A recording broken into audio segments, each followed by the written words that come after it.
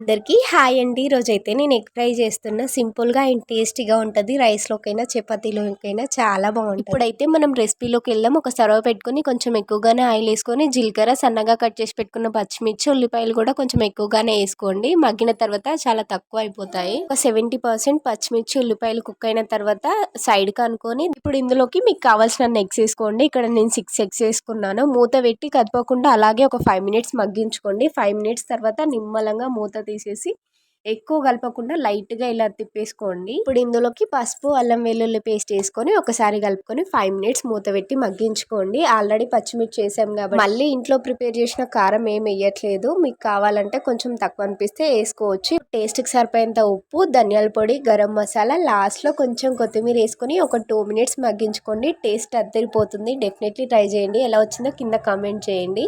అలాగే నా ఛానల్ని సబ్స్క్రైబ్ చేసుకోండి. ఈ రెసిపీ అయితే చాలా ఈజీగా ఒక 10 మినిట్స్లో అయిపోతుంది.